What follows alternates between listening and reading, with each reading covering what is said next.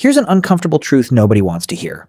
The least competent person you know almost certainly believes they're smarter than most people around them. Not because they're lying, not because they're trying to manipulate you. It's because their brain quite literally doesn't have the tools to detect its own gaps. And the scarier part is that this glitch doesn't feel like a glitch from the inside. It feels like clarity. And before you picture that one guy from work, hold on. Because there's a possibility you don't want to face. Sometimes that person is you. Not because you're stupid, but because this is a glitch almost every human brain runs somewhere at some point. This isn't just a clever insult. It's an actual, well-documented psychological phenomenon called the Dunning-Kruger Effect. In 1999, psychologists David Dunning and Justin Kruger at Cornell University ran a series of experiments that shook the academic world. They gave participants tests on grammar, logic, and even humor. Then they asked each person one simple question. How well do you think you performed compared to everyone else in the room? The shocking part wasn't that people got it wrong. It was that the lowest scorers were the most confident in their abilities. They ranked themselves in the top 30, even the top 40%, while their actual scores put them at the bottom of the pile. Meanwhile, the highest performers tended to underestimate themselves. They assumed that if something was easy for them, it must be easy for everyone else too. This wasn't a one-off result either. Dunning and Kruger, and later researchers who repeated similar studies, found the same pattern across driving skills, financial literacy, workplace performance reviews, and even how people rate their own emotional intelligence. The pattern holds up almost everywhere psychologists have thought to look for it. In short, the less you know, the more you think you know. The more you actually know, the more clearly you see everything you don't.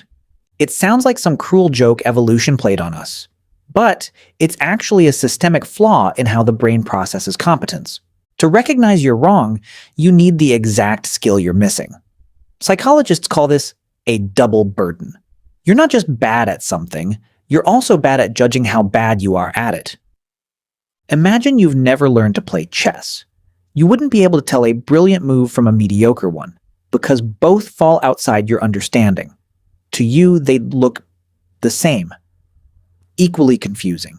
And if someone told you, nice move, your brain would just accept it, because you have no internal tool to push back. That's exactly why the least competent people are often the loudest voice in the meeting, the most confident poster online, or the one lecturing everyone at Thanksgiving dinner.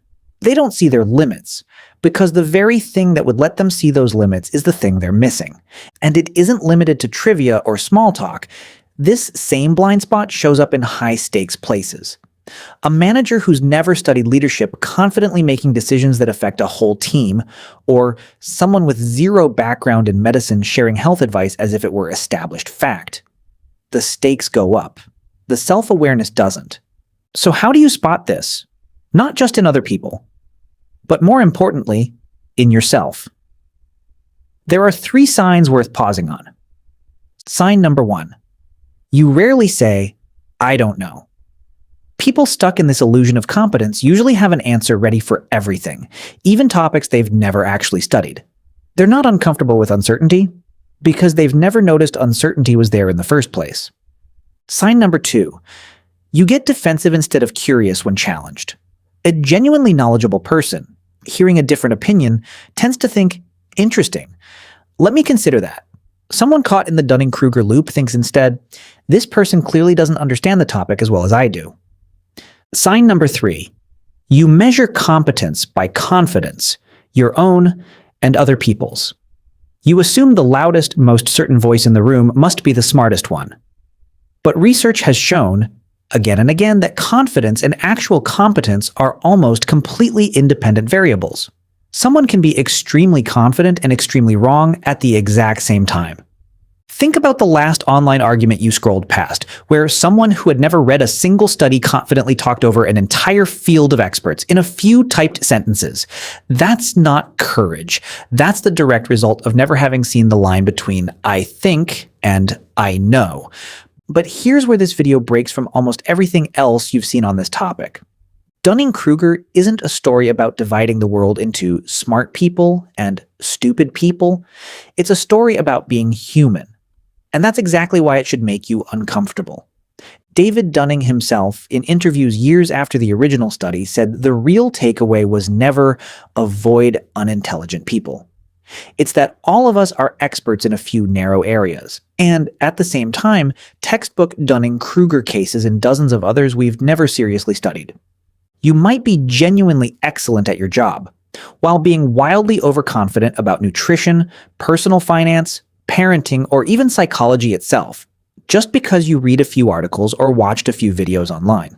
This isn't about IQ, it's about how rarely we pause long enough to ask ourselves, am I confident because I actually understand this deeply, or because I've never seen how deep the topic really goes?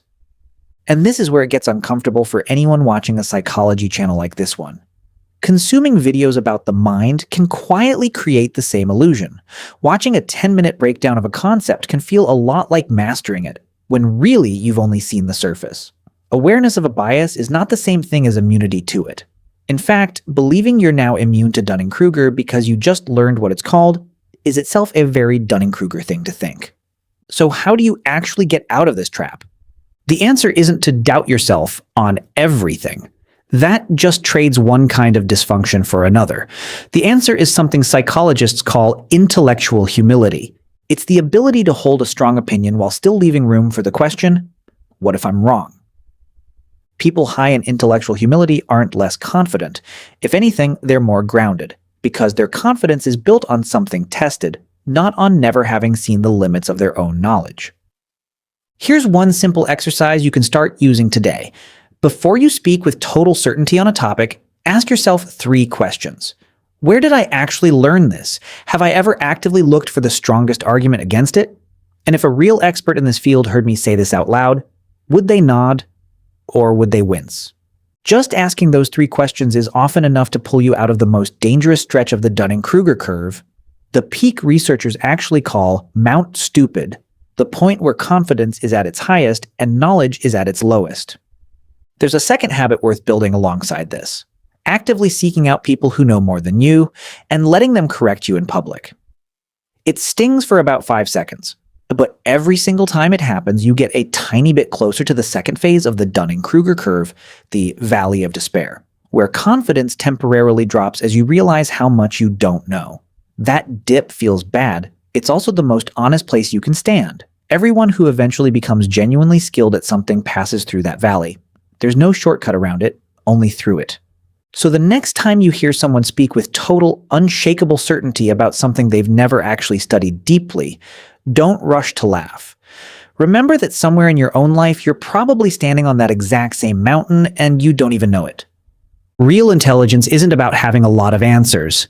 It's about knowing precisely where your knowledge ends, and having the courage to admit that out loud, both to other people and to yourself. That kind of honesty isn't weakness, even though it can feel that way in a culture that rewards confidence over accuracy. It's actually a form of quiet strength, the strength to be corrected without collapsing, to update your mind without losing your identity in the process. That's a harder skill than sounding smart. It's also a far more valuable one. So here's the question for today. Is there an area of your life where you're extremely confident, but you've never actually put that confidence to the test?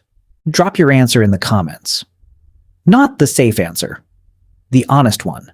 The one you'd hesitate to type out loud. And if this video made you pause for even 1 second and think about yourself rather than someone else, that's exactly why the Unbecoming exists.